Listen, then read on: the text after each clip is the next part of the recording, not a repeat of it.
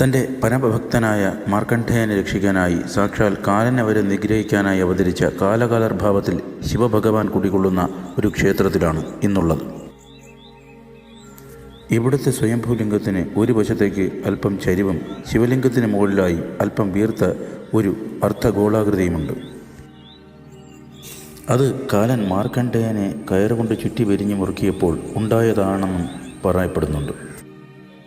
കന്യാകുമാരി ജില്ലയിലെ പ്രശസ്തമായ ശിവാലയ ഓട്ടം നടക്കുന്ന 12 ക്ഷേത്രങ്ങളിൽ 8ാമത്തെ ക്ഷേത്രമാണത്. ഈ 12 ക്ഷേത്രങ്ങളിൽ വെച്ച് താരതമ്യേന ചെറിയ ക്ഷേത്രമാണ് മേലാങ്കോട് ശ്രീ കാലകാലർ ക്ഷേത്രം. വേളിമലയ്ക്ക് താഴെ മനോഹരമായ വയലേലകൾക്കും പ്രശസ്തമായ പുളിയൂർ കോട്ടയ്ക്കും നടുവിലാണ് മേലാങ്കോട് ക്ഷേത്രം സ്ഥിതി ചെയ്യുന്നത്.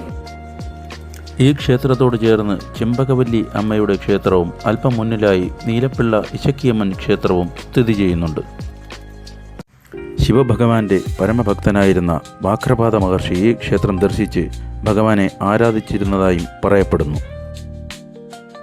വൃശ്ചിക മാസത്തിലെ കൃഷ്ണപക്ഷത്തിലെ അഷ്ടമി ദിവസം വാക്രപാത മഹർഷിക്ക് ശിവഭഗവാൻ പരമേശ്വര രൂപത്തിൽ പാർവതി ദേവിയോടൊപ്പം ദർശനം നൽകിയതാണ് കേരളീയർ വൈക്കത്തഷ്ടമിയായി ആഘോഷിക്കുന്നത്.